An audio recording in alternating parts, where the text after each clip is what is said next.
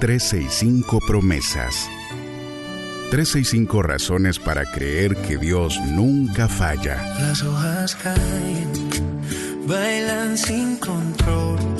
Mi suspiro rompe el silencio, buscando un rayo de sol. Descubriendo al Dios que cumple lo que dice. Con Wendy Necio Sub.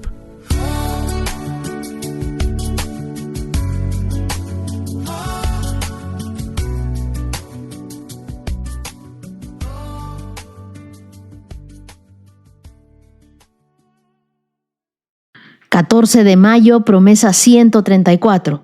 La luz que te encuentra cuando todo dentro de ti está oscuro. Juan capítulo 8, verso 12. Para entender lo que Jesús dijo en Juan capítulo 8, verso 12, necesitamos saber dónde estaba parado cuando lo dijo. Era la fiesta de los tabernáculos, una de las celebraciones más importantes del calendario judío, y durante esta fiesta, los sacerdotes encendían en el atrio del templo 4 enormes candelabros de oro, tan altos que su luz se veía desde casi cualquier punto de Jerusalén. Las llamas iluminaban toda la ciudad. La gente danzaba, cantaba, celebraba. Era una imagen viva de la columna de fuego que guió a Israel en el desierto. Y fue exactamente en ese momento, con esos candelabros encendidos como telón de fondo frente a las luces gigantes que iluminaban toda la ciudad, que Jesús se puso de pie y dijo: «Yo soy la luz del mundo». Así que no fue casualidad, fue una declaración deliberada, cargada de significado. Él estaba diciendo: no necesitan seguir una antorcha, síganme a mí. Lo que buscaban en el desierto, lo que celebraban esta noche, lo que llevan siglos esperando, eso soy yo. Y hay algo más en esta declaración que no podemos pasar por alto. Cada vez que Jesús dice yo soy en el Evangelio de Juan, está usando la misma expresión con la que Dios se presentó ante Moisés en la zarza ardiente. Yo soy el que soy. No era una figura retórica, era una afirmación de identidad divina. Jesús no estaba ofreciendo un consejo espiritual más. Él estaba diciendo: la respuesta que han estado buscando tiene nombre, y ese nombre es el mío. La palabra griega que Juan usa para luz es phos, P-H-O-S, la misma de Génesis cuando Dios dijo que sea la luz, phos. No fue una luz como una linterna, es la luz que da origen a la vida misma. Y la palabra que usa para oscuridad es escotia, que no habla solo de ausencia de luz física, sino de confusión espiritual, de desorientación moral, de vacío interior. Jesús está diciendo algo poderosísimo. Y el que me sigue ya no tiene que vivir perdido por dentro.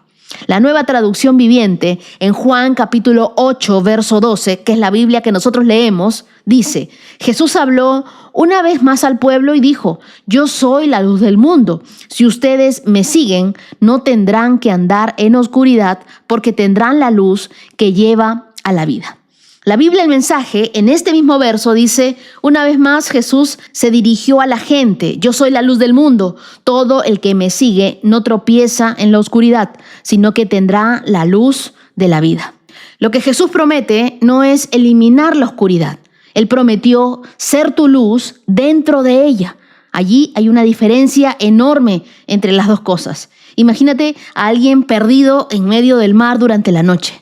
Sin brújula, qué miedo, ¿verdad? Sin horizonte visible, sin saber hacia dónde remar. Y lo que más necesita no es fuerza, no es un manual de instrucciones, es luz. Y cuando aparece un faro en la distancia, aunque siga habiendo tormenta, aunque las olas no hayan bajado, aunque el mar siga siendo el mismo, ya existe dirección. Y la dirección lo cambia todo. Eso es exactamente lo que Jesús hace. No siempre va a calmar la tormenta de inmediato, pero siempre se convierte en el faro. Y hay una diferencia enorme entre estar perdido en la tormenta y estar en la tormenta con una luz que te dice hacia dónde ir. Ahora, piensa en algo más cotidiano. ¿Alguna vez has manejado de noche en una carretera que no está alumbrada? Tú no puedes ver más allá de tus faros que iluminan. Solo ves unos metros adelante, y aunque no sabes lo que hay más allá de esa luz, avanzas porque los faros no iluminan todo el camino de una sola vez. Te dan lo suficiente para seguir. Y eso es todo lo que tú necesitas para no detenerte. Así trabaja Dios con nosotros. No siempre nos va a dar un reflector que ilumina toda la ruta de una vez. A veces solo te da luz para el siguiente paso y luego para el otro.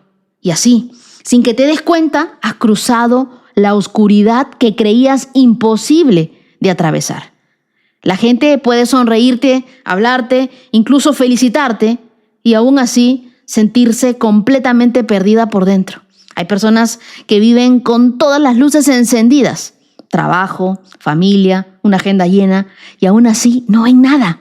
No saben bien hacia dónde van. Han aprendido a funcionar en automático, en la oscuridad interior, como si eso fuera normal. Y eso es exactamente lo que Jesús está confrontando con esta declaración. Él no habló de oscuridad, de una habitación sin electricidad. Él habló de escotia, la oscuridad que habita en el alma cuando no tiene una fuente de vida real. La confusión, la desorientación, el vacío que no desaparece, aunque lo llenes con cosas. Por eso quiero que sepas algo. La oscuridad más peligrosa no es la que está afuera, es la oscuridad de adentro. Y no es que la gente no tenga luz, es que han aprendido a llamarle normalidad a la oscuridad. Y eso es lo más peligroso, acostumbrarse, porque cuando la oscuridad se vuelve normal, tú dejas de buscar la luz. No llames normalidad a lo que Dios llama oscuridad. Muchos hoy viven alumbrándose con luces temporales, con aprobación, con éxito, con relaciones, con redes sociales, con dinero, con distracciones. Y funcionan, sí, pero por un tiempo, hasta que llega una noche difícil y todas las luces fallan. Dios no está lejos de tu oscuridad. Él ya está en ella, esperando a que tú lo mires.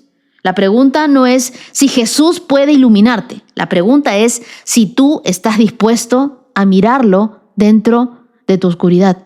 La luz de Jesús no pide que entiendas, pide que lo sigas. Y fíjate bien lo que dice Jesús. Si me siguen, no tendrán que andar en oscuridad. No dice si me comprenden. Tampoco dice si tienen todo resuelto. Dice si me siguen. El seguimiento precede a la comprensión y eso desafía todo lo que nuestra cultura nos enseñó, que primero tú entiendes y luego actúas. La palabra seguir aquí implica caminar continuamente detrás de alguien. No es admirar a Jesús desde la distancia, no es estudiarlo como un concepto, es decidir confiar aunque todavía no veas el panorama completo. Israel en el desierto no veía toda la ruta. Solo seguía la nube de día y el fuego de noche.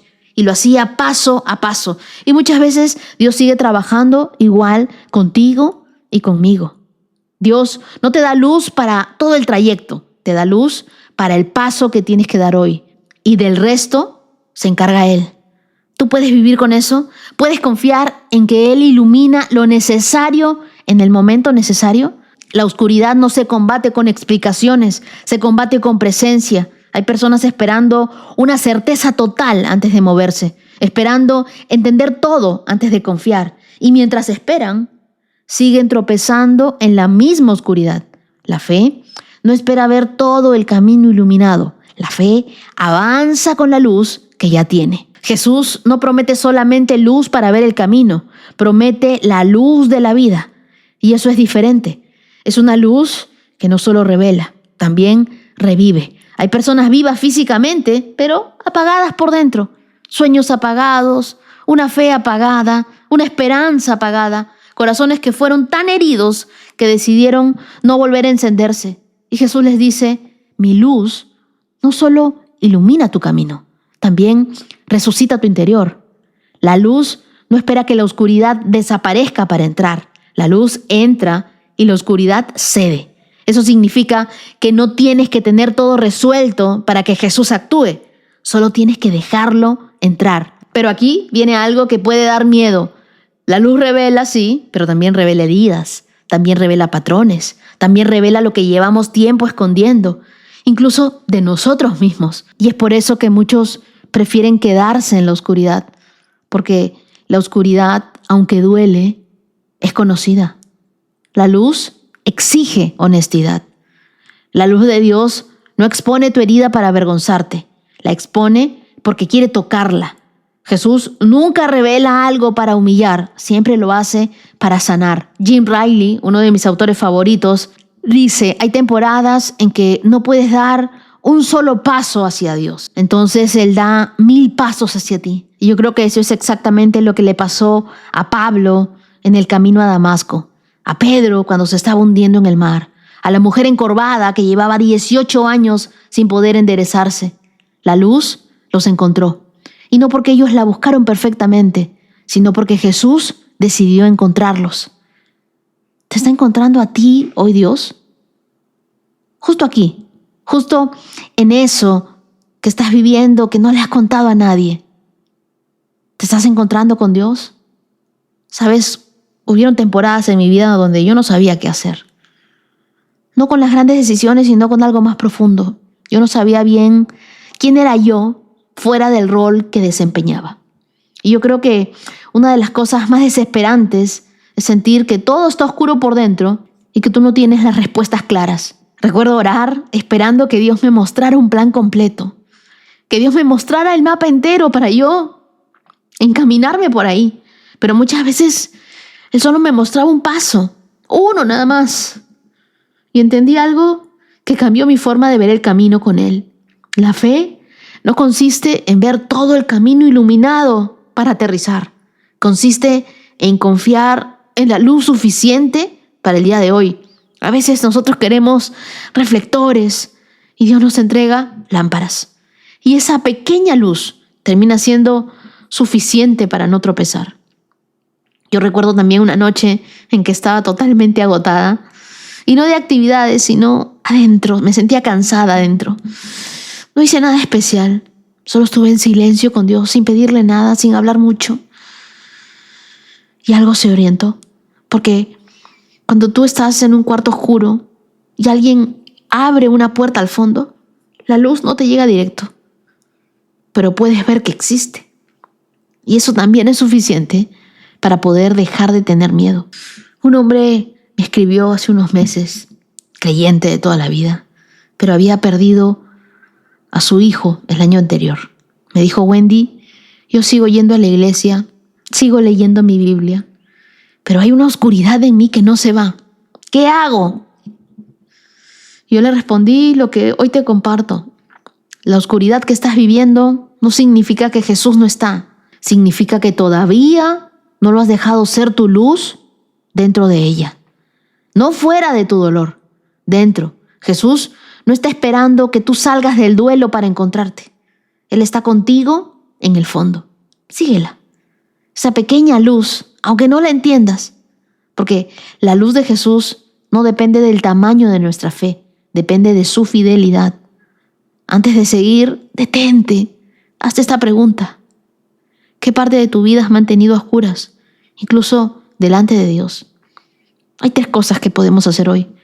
Apaga por un momento las luces falsas, todo lo que estás usando para anestesiar el vacío, las distracciones, la validación externa, el exceso de ruido. Haz silencio y vuelve a buscar la voz de Dios. Deja que Él te hable. Pídele a Jesús claridad para el siguiente paso, no tanto para toda la vida, porque la ansiedad quiere controlar el futuro completo, pero la fe aprende a caminar un día a la vez, tomado de la mano de Dios. Lleva la luz a alguien más, una llamada, un mensaje, a una oración. Tú siempre puedes compartir el evangelio con alguien, siempre puedes mostrar a Jesús con alguien, siempre puedes ser luz en un mundo que necesita que la gente sea luz y sal. A veces Dios usa tu pequeña luz para alcanzar a alguien que estaba a punto de perder el rumbo. La persona que espera ver todo el camino iluminado antes de moverse, nunca se mueve. Hoy es el día de moverte. Aunque no veas todo, aunque no entiendas todo, la luz ya está encendida. Tú decides si la sigues. Ora conmigo hoy y dile, Señor Jesús, gracias porque tú no necesitas que tengamos todo resuelto para encontrarnos. Gracias porque eres la luz que entra en la oscuridad, una luz que no espera afuera de ella.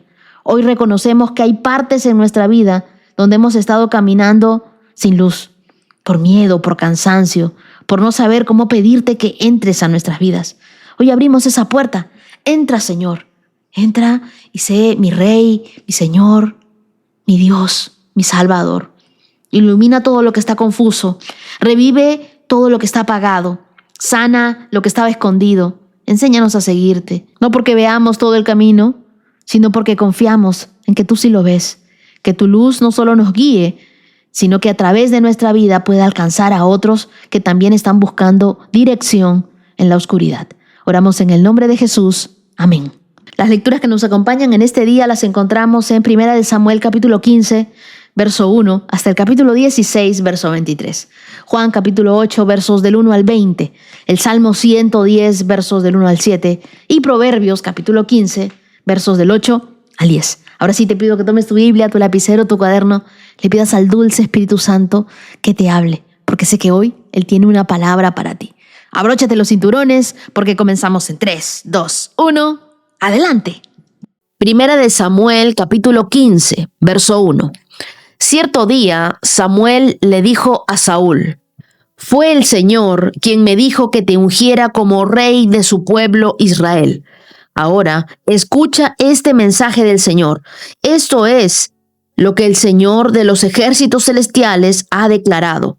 He decidido ajustar cuentas con la nación de Amalec por oponerse a Israel cuando salió de Egipto. Ve ahora y destruye por completo a toda la nación amalecita, hombres, mujeres, niños, recién nacidos, ganado, ovejas, cabras, camellos y burros». Entonces Saúl movilizó a su ejército en Telaim. Eran 200,000 soldados de Israel y 10,000 hombres de Judá. Después, Saúl y su ejército fueron a una ciudad de los amalecitas y se pusieron al acecho en el valle.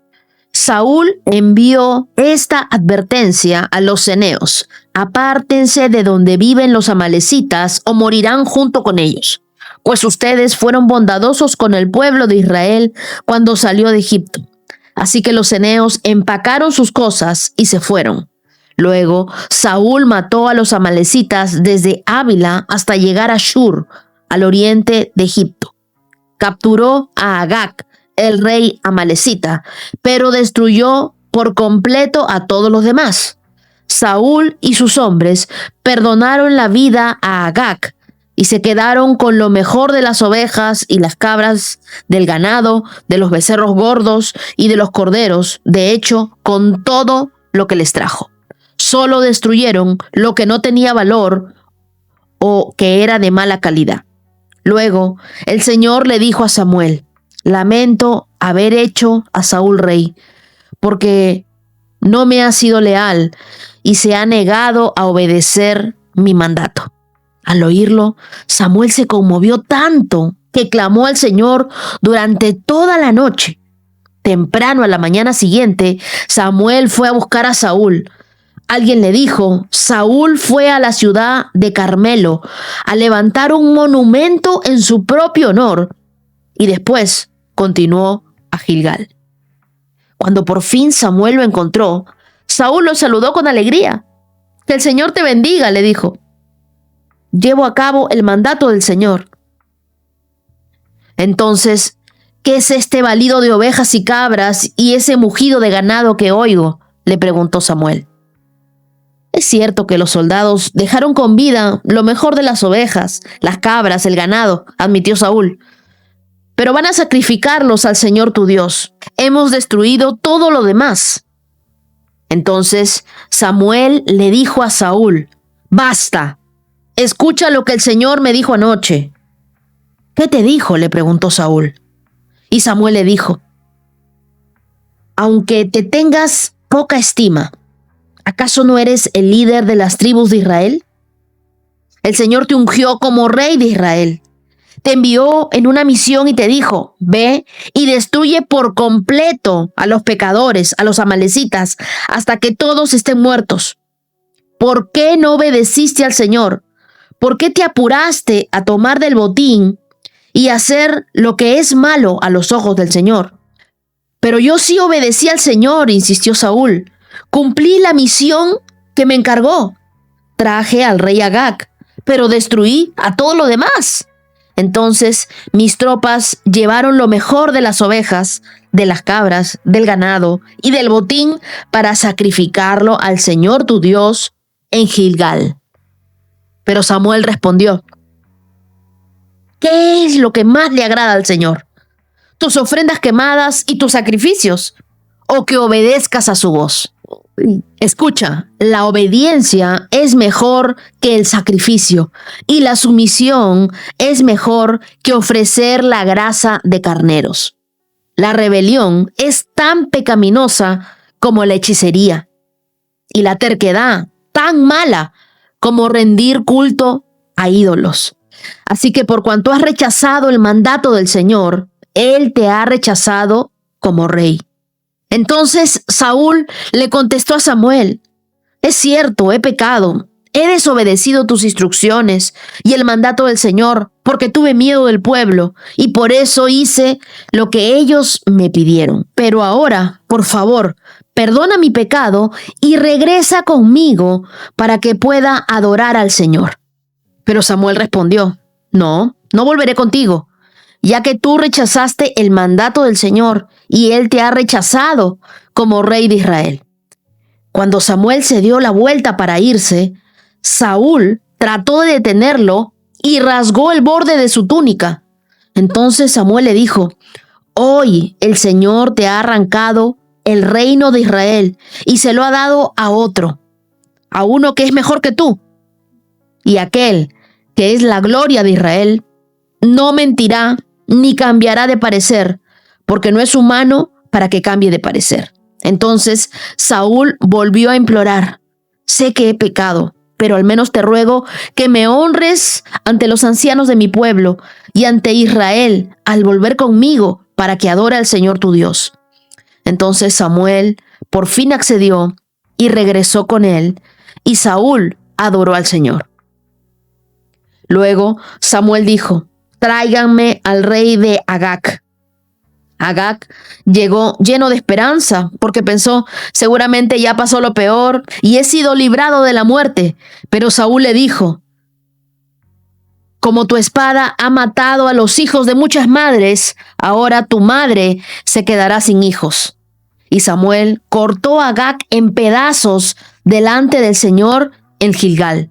Después Samuel fue a su casa en Ramá y Saúl regresó a su casa en Gibea de Saúl. Samuel nunca más volvió a ver a Saúl, pero lloraba por él constantemente. Y el Señor se lamentó de haber hecho a Saúl rey de Israel. Primera de Samuel, capítulo 16.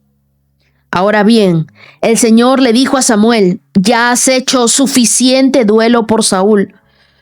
Lo he rechazado como rey de Israel. Así que llena tu frasco de aceite de oliva y ve a Belén. Busca a un hombre llamado Isaí que vive allí, porque he elegido a uno de sus hijos para que sea mi rey. Pero Samuel le preguntó: ¿cómo puedo hacerlo? Si Saúl llega a enterarse, me matará. Lleva contigo una novilla, le contestó el Señor, y di que has venido para ofrecer un sacrificio al Señor. Invita a Isaí al sacrificio y te mostraré a cuál de sus hijos ungirás para mí. Así que Samuel hizo como el Señor le dijo. Cuando llegó a Belén, los ancianos del pueblo salieron a su encuentro temblando. ¿Qué pasa?, le preguntaron. ¿Vienes en son de paz? Sí, contestó Samuel. Vine a ofrecer un sacrificio al Señor. Purifíquense y vengan conmigo al sacrificio. Luego, Samuel realizó el rito de purificación para Isaí y sus hijos, y también los invitó al sacrificio. Cuando llegaron, Samuel se fijó en Eliab y pensó: seguramente este es el ungido del Señor. Pero el Señor le dijo a Samuel: no juzgues por su apariencia o por su estatura, porque yo lo he rechazado. El Señor no ve las cosas de la manera en que tú las ves. La gente juzga por las apariencias, pero el Señor mira el corazón. Marca ese verso 7. Entonces Isaí le dijo a su hijo Abinadab que caminara delante de Samuel. Pero Samuel dijo: este no es el que el Señor ha elegido. Después Isaí llamó a Simea, pero Samuel dijo: tampoco es este a quien el Señor ha elegido. De la misma manera, Isaí le presentó a sus 7 hijos a Samuel, pero Samuel le dijo: el Señor no ha elegido a ninguno de ellos. Después Samuel preguntó: ¿son todos estos los hijos que tienes?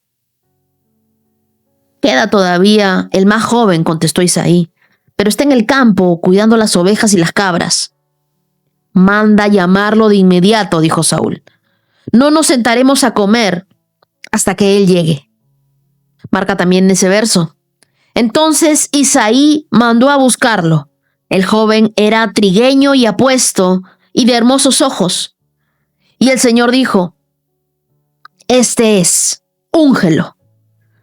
Al estar David de pie entre sus hermanos, Samuel tomó el frasco de aceite de oliva que había traído y ungió a David con el aceite. Y el Espíritu del Señor vino con gran poder sobre David a partir de ese día. Luego, Samuel regresó a Ramá. Ahora bien, el Espíritu del Señor se había apartado de Saúl y el Señor envió un espíritu atormentador. Algunos de los siervos de Saúl le dijeron: un espíritu atormentador de parte de Dios te está afligiendo. Buscamos a un buen músico para que toque el arpa cada vez que el espíritu atormentador te aflija. Tocará música relajante y dentro de poco estarás bien. Me parece bien, dijo Saúl. Búsquenme a alguien que toque bien y tráiganlo aquí. Entonces el siervo le dijo a Saúl: uno de los hijos de Isaí de Belén tiene mucho talento para tocar el arpa. No solo eso, es un guerrero valiente, un hombre de guerra y de buen juicio. También es un joven bien parecido, y el Señor está con él. Entonces Saúl mandó mensajeros a Isaí para decirle: envíame a tu hijo David, el pastor. Isaí hizo caso y envió a su hijo David a Saúl, junto con un cabrito, un burro cargado de pan y un cuero lleno de vino. Así que David llegó a donde estaba Saúl y quedó a su servicio. Saúl llegó a apreciar mucho a David y el joven se convirtió en su escudero. Luego Saúl mandó un recado a Isaí con una petición: por favor, permite que David quede a mi servicio, porque me simpatiza mucho. Y cada vez que el espíritu atormentador de parte de Dios afligía a Saúl, David tocaba el arpa. Entonces Saúl se sentía mejor y el espíritu atormentador se iba. ¡Wow! ¡Qué tremendos capítulos! La obediencia pesa más que el sacrificio y el corazón cuenta más que la apariencia. Este pasaje marca un antes y un después en la historia del liderazgo de Israel. Dios le dice a Saúl: hasta aquí, basta. ¿Qué tan grave fue su error? En su apariencia, él cumplió la orden, atacó a Amalek, pero dejó vivos al rey de Agag y lo mejor del botín. A veces, la desobediencia se disfraza de eficiencia, pero Dios no está buscando líderes que se excusen, que hagan las cosas más o menos. Dios quiere personas obedientes, pero no una obediencia parcial, una obediencia total. No con tus ajustes personales. Él quiere que tú obedezcas a lo que te ha dicho, tal y como te lo ha dicho. Ahora, ¿por qué esto era tan importante? Vamos a entrar un poco en el contexto histórico. Amalek era un pueblo enemigo del pueblo de Dios, de Israel. Desde los días de Éxodo, nosotros lo estudiamos en Éxodo 17, y también siempre representó la oposición persistente al propósito de Dios. La orden de Dios era clara: elimina esta amenaza espiritual y moral por completo. Saúl ya había mostrado señales de un corazón impaciente, y eso lo hablamos hace unos días. También mostró su rebeldía en el capítulo 13, pero aquí su caída se confirma. Y es que una obediencia incompleta es desobediencia. Y quiero que estemos claros: en que hay una trampa en esta obediencia parcial, en el que uno piensa, estoy obedeciendo, no del todo, lo que me conviene, una partecita nomás. El verso 3 de el capítulo 15, Dios es claro con él y le dice, ve ahora y destruye por completo a toda la nación amalecita, hombres, mujeres, niños, recién nacidos, ganado, ovejas, cabras, camellos y burros. La orden fue, destruye todo. ¿Y qué significa todo? Todo es todo. ¿Pero qué hizo Saúl? Cumplió a medias lo que Dios le había ordenado. Nosotros no podemos sacrificar la obediencia en aras de nuestra conveniencia, ni tampoco adornarla con buenas intenciones. La obediencia parcial es la forma más sutil de rebelión. Versos 8 y 9 de 1 de Samuel 15 dice, capturó a Agag, el rey amalecita, pero destruyó por completo todo lo demás. Saúl y sus hombres le perdonaron la vida a Agag y se quedaron con lo mejor de las ovejas, las cabras, del ganado, de los becerros más gordos y de los corderos. De hecho, con todo lo que les trajo. Solo destruyeron lo que no tenía valor o era de mala calidad. Miren lo que hizo. Saúl obedece parcialmente, pero racionaliza su desobediencia, diciendo que lo hizo para ofrecer sacrificios. Es como quien dice, voy a servir a Dios, pero a mi manera, como Frank Sinatra. Dios no se impresiona con apariencia de piedad. Él busca un corazón obediente. La obediencia no se negocia, la obediencia se ejecuta, la obediencia se vive. Y mira el costo de la excusa de Saúl. En 1 de Samuel 15:15, él dice, es cierto que los soldados, los soldados dejaron con vida lo mejor de las ovejas, las cabras y el ganado, admitió Saúl. Pero van a sacrificarlos al Señor tu Dios, porque hemos destruido todo lo demás. El costo de la excusa. Él era demasiado orgulloso para aceptar que el pecado y el error era de él, y no de sus soldados. Este Gilgal era un lugar de comienzos. Nosotros lo leímos en Josué capítulo 4, y aquí se convierte en un escenario de excusas. A menudo nosotros justificamos nuestra desobediencia con actos espirituales, igualito que Saúl.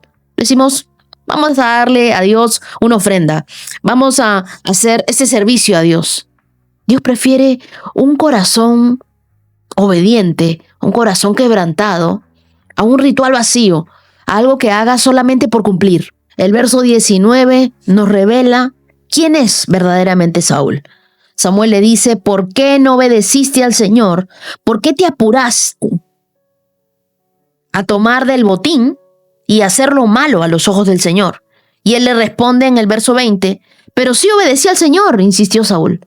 O sea, él no veía su pecado, su error, lo que él había hecho. No solo se adelantó, no solo tomó el botín, desobedeció a Dios y todavía continuaba con la mentira. Decía, pero sí obedecí. La caída de Saúl fue por su carácter. Dios no rechaza a Saúl por su falta de capacidad, sino por su falta de humildad y su inclinación a justificarse en vez de arrepentirse. Hay muchas personas que cuando son confrontadas con su pecado, en vez de aceptar, comienzan a justificarse, comienzan a poner excusas y se levantan una y otra vez y nunca ven lo malo que han hecho ante los ojos de Dios. Si tú vives de la justificación, si tú vives tapando tus pecados, nunca vas a poder arrepentirte. El arrepentimiento genuino es cambio. Samuel vuelve a confrontar a Saúl y le dice, ¿qué es lo que más le agrada al Señor? ¿Tus ofrendas y tus sacrificios? ¿O que obedezcas a su voz? Este verso me tocó profundamente. Porque a veces nosotros decimos, no, pero puedo hacer algo por ganarme el favor de Dios. Pero puedo ofrecer este sacrificio, puedo hacer esto. Cuando dejamos de escuchar a Dios, cuando dejamos de obedecer a Dios Y para Dios, más importante que tu servicio, que tu sacrificio, que tus ofrendas, es que tú obedezcas a su voz.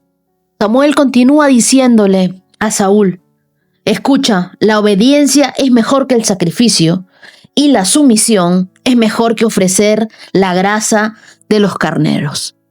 Y luego, en el verso 23, le dice: la rebelión es tan pecaminosa como la hechicería, y la terquedad tan mala como rendir culto a ídolos. Así que, por cuanto has rechazado el mandato del Señor, Él te ha rechazado como rey. El fracaso del liderazgo de Saúl no comienza en la posición que él tenía. Comenzó en la intención de su corazón. ¿Qué haces tú cuando fallas? ¿Te justificas o te quebrantas y te arrepientes? Y te das cuenta del verso 23, que es tan doloroso pero también tan real. La rebelión es tan pecaminosa como la hechicería. La rebelión implica no solo desobedecer, sino actuar con autonomía frente a Dios, usurpando su autoridad, es decir, actuar como si Dios no tuviera la última palabra. Y esa hechicería o adivinación de la que nos habla la Biblia, en la cultura hebrea, era una de las prácticas más severamente condenadas. Representaba confiar en otras fuentes para tomar decisiones, sustituyendo la voz de Dios. Es como cuando nosotros decidimos qué hacer según nuestras emociones, temores o conveniencias, ignorando lo que Dios ya ha dicho en su palabra. Nos parecemos más a un hechicero que a un discípulo. La rebelión comienza donde la confianza en Dios termina. Y luego este mismo verso dice: la terquedad es tan mala como rendir culto a ídolos. Y acá hablan de una terquedad de persistir voluntariamente en un camino, incluso después de saber que es contrario a la voluntad de Dios, que Dios ya te dijo que no vayas por ahí, que no va más esa relación, pero uno se enterca y decide hacer las cosas fuera de la voluntad de Dios. Rendir culto a ídolos es reemplazar a Dios del centro de tu vida y reemplazarlo con otro señor. En este caso, el ídolo es el ego, la opinión personal, todo lo que quería aparentar Saúl, el orgullo que él tenía. Para ti, cuando obedecer a Dios se vuelve opcional, es que tu yo ya está ocupando el trono. Así que pregúntate, ¿qué decisiones estás tomando solo porque te parecen buenas o porque así siempre lo hiciste? La terquedad puede sonar como lógica, pero delante de Dios puede ser una idolatría silenciosa. Por último, Samuel le dice: por cuanto tú has rechazado el mandato del Señor, Él te ha rechazado como rey.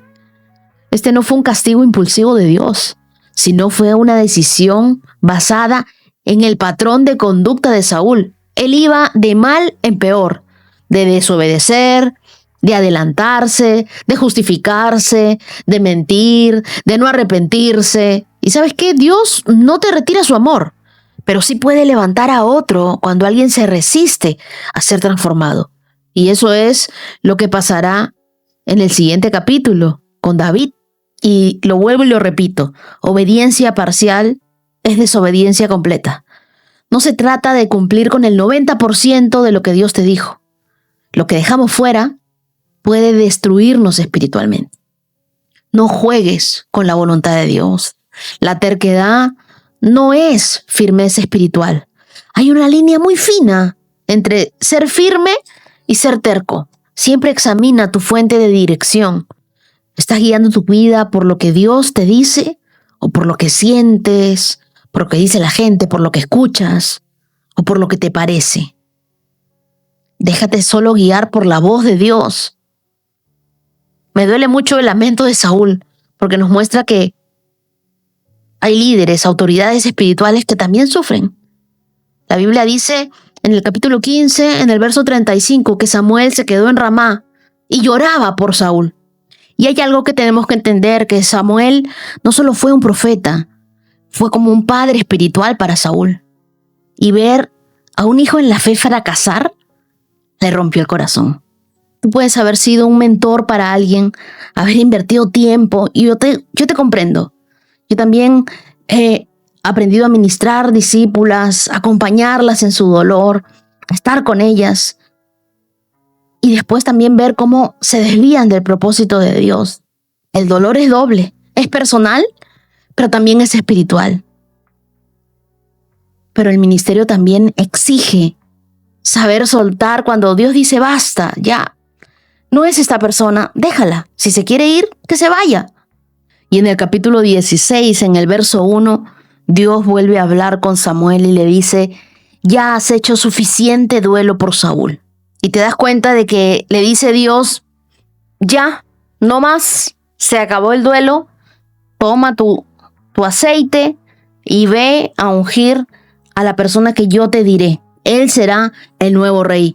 Y en el verso 7 le dice, no juzgues por su apariencia o por su estatura, porque yo lo he rechazado. El Señor no ve las cosas de la manera que tú las ves.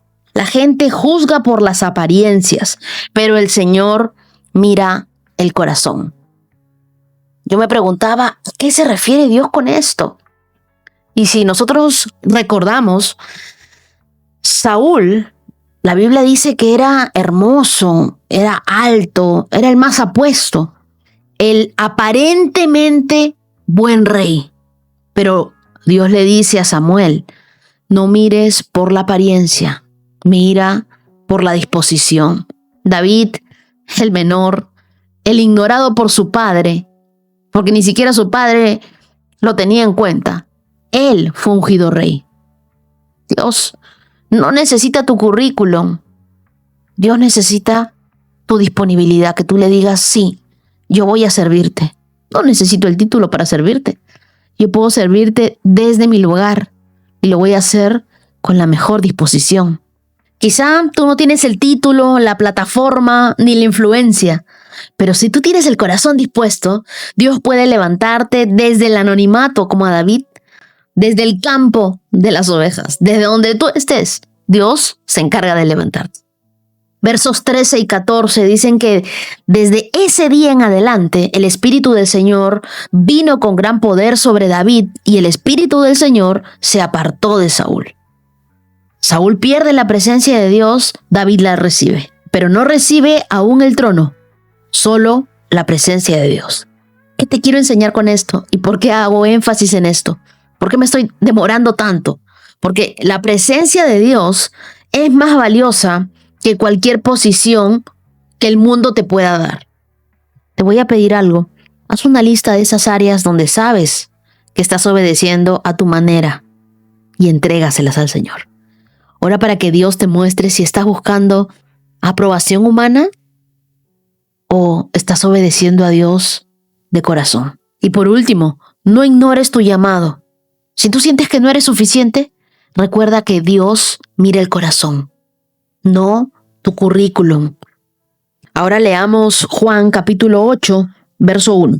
Jesús regresó del monte de los olivos, pero muy temprano, a la mañana siguiente, estaba de vuelta en el templo.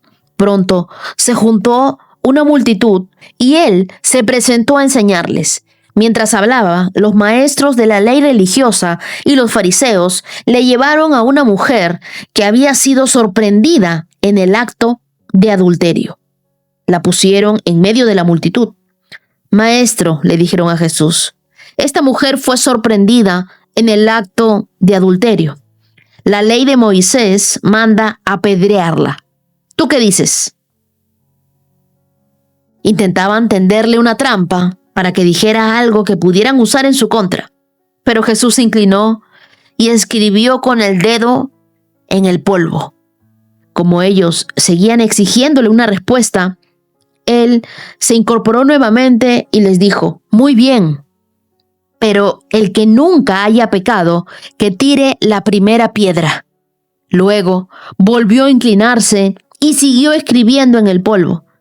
Al oír esto, los acusadores se fueron retirando uno tras otro, comenzando por los de más edad, hasta que quedaron solo Jesús y la mujer en medio de la multitud. Entonces Jesús se incorporó de nuevo y le dijo a la mujer: ¿Dónde están los que te acusan? ¿Ni uno de ellos te condenó? Ni uno, Señor, dijo ella. Yo tampoco, le dijo Jesús. Vete y no peques más. Jesús habló una vez más al pueblo y dijo: Yo soy la luz del mundo. Si ustedes me siguen, no tendrán que andar en la oscuridad, porque tendrán la luz que lleva a la vida. Los fariseos respondieron: Tú haces esas declaraciones acerca de ti mismo. Un testimonio así no es válido. Estas afirmaciones sí son válidas, aunque las diga yo, respondió Jesús, pues sé de dónde vengo y a dónde voy. Pero eso es algo que ustedes no saben de mí. Ustedes me juzgan con criterios humanos, pero yo no juzgo a nadie. Y si lo hiciera, mi juicio sería correcto en todo sentido, porque no estoy solo. El Padre, quien me envió, está conmigo. La misma ley de ustedes establece que si dos personas concuerdan en algo, su testimonio se acepta como un hecho.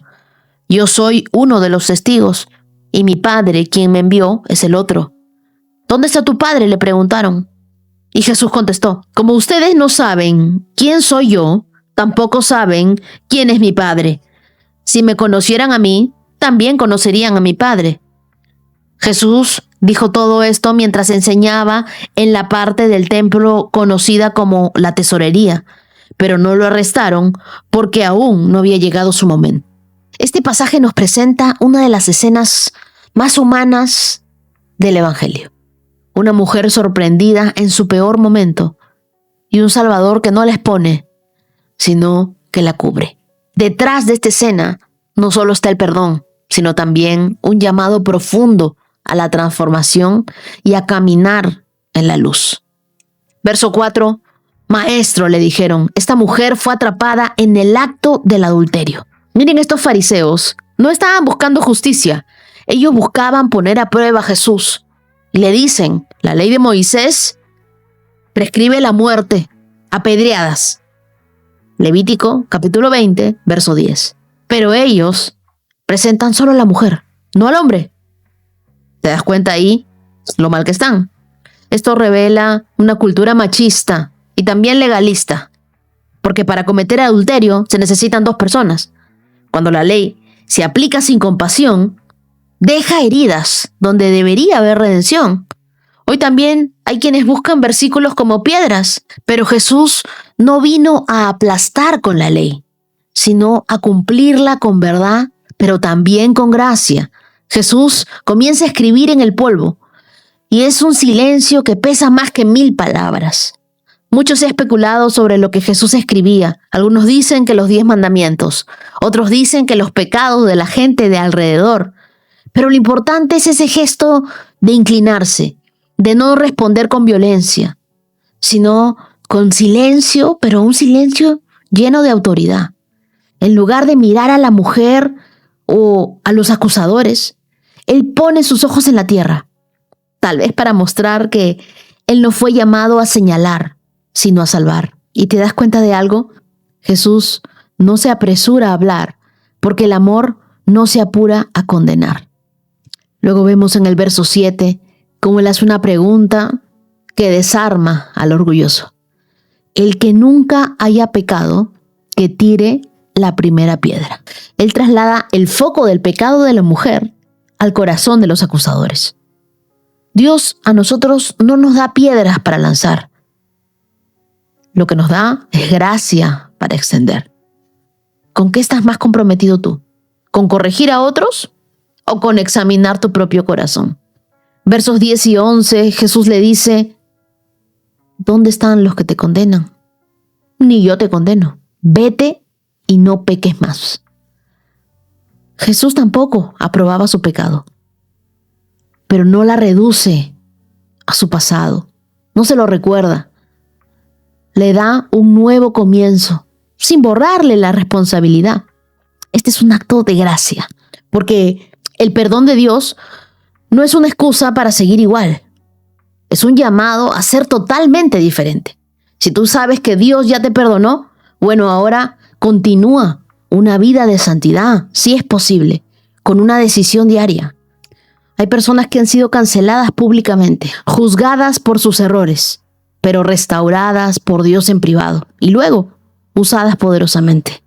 Lo que el mundo quiere destruir, Dios lo redime y la envía a cumplir su propósito.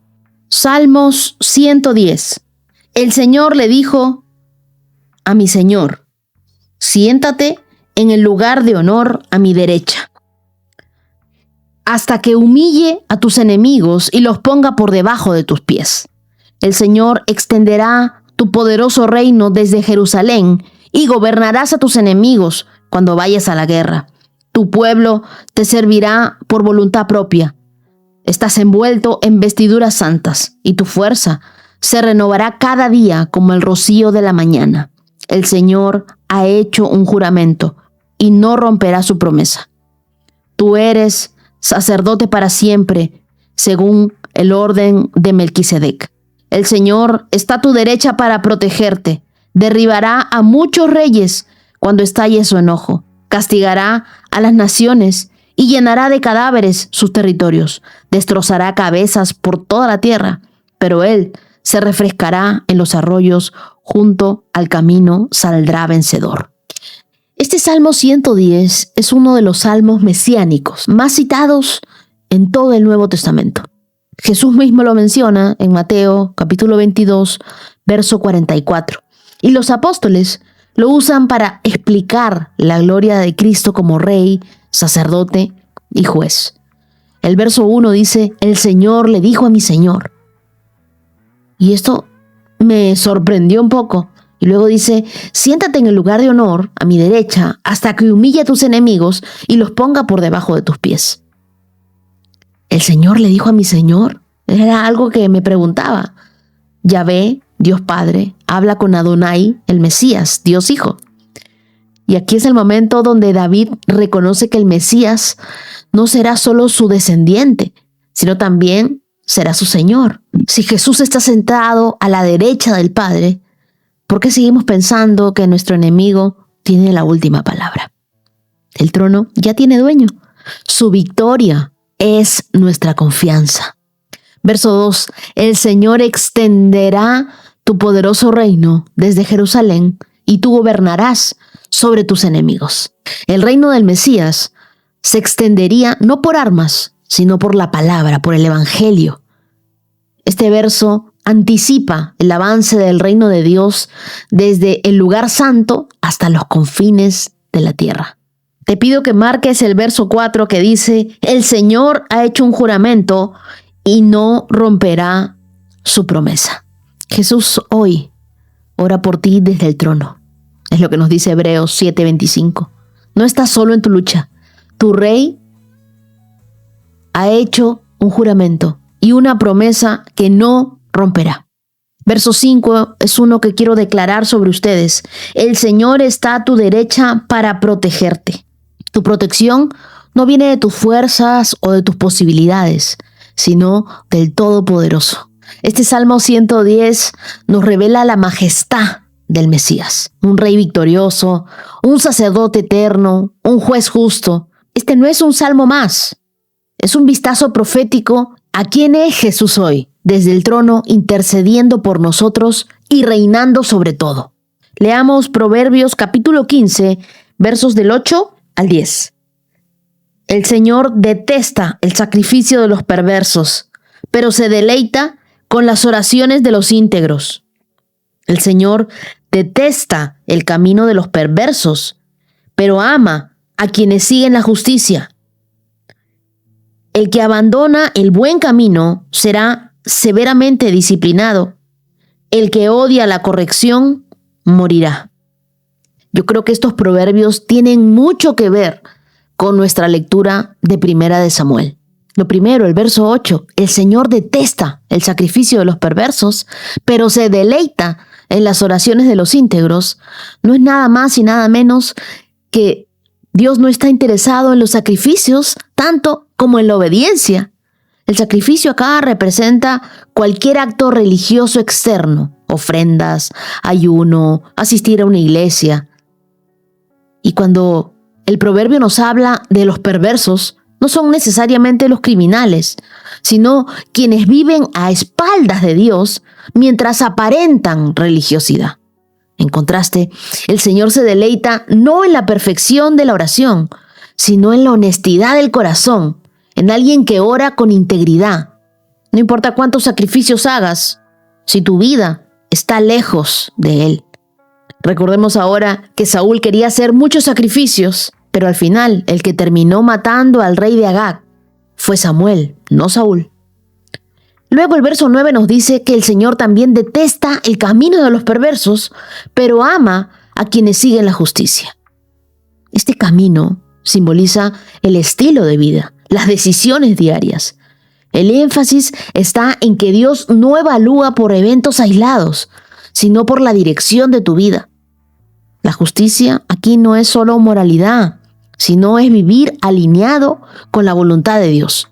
Volvemos a que Dios no se deje impresionar por lo externo, sino Él anda mirando nuestro corazón. Él ve el camino que tomamos cuando nadie nos ve.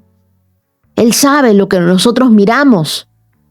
Dios está más interesado en tu corazón y no en lo que aparentas. Y el verso 10 dice, el que abandona el buen camino será severamente disciplinado.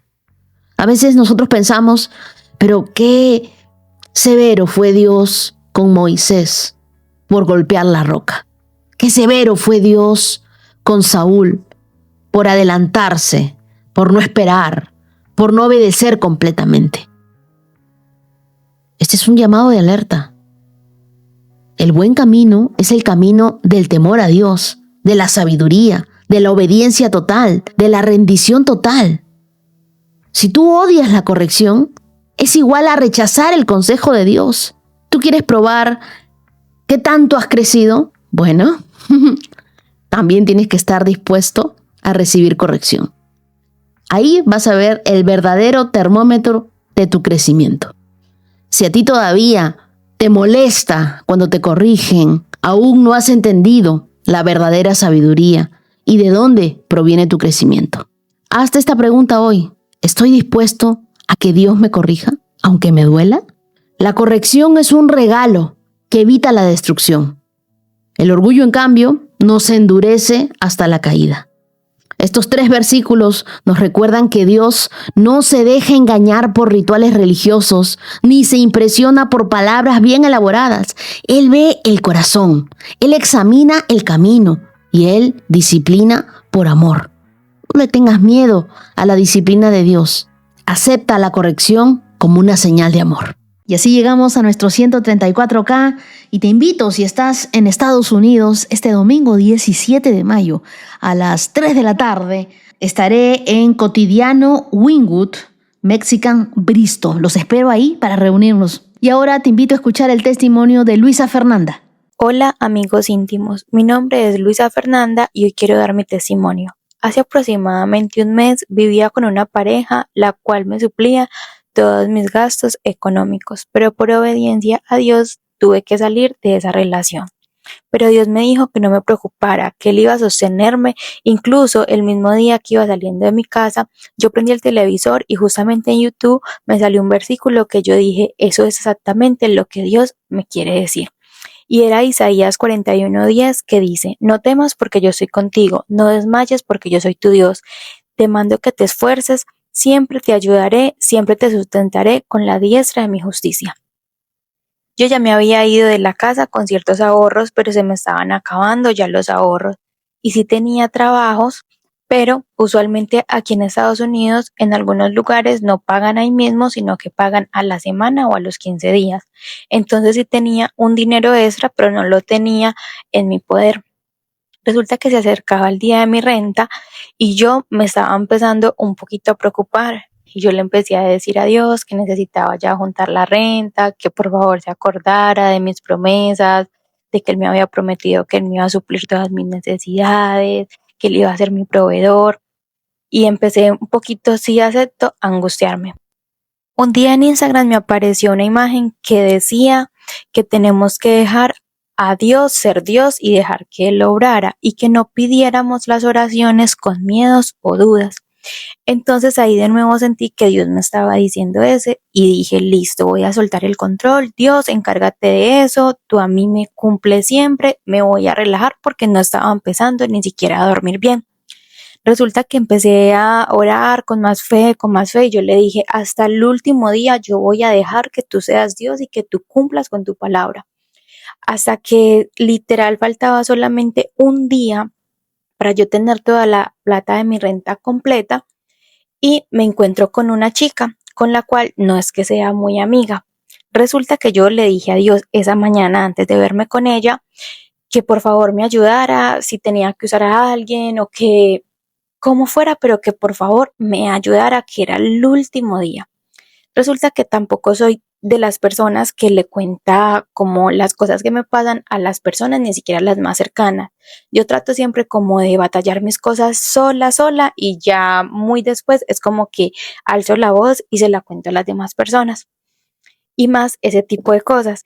Resulta que me encuentro con la chica que les mencioné anteriormente y hablando yo le digo a ella, ya se viene como la temporada alta y bueno, ojalá nos resulte mucho trabajo porque hoy justamente estoy necesitando $325.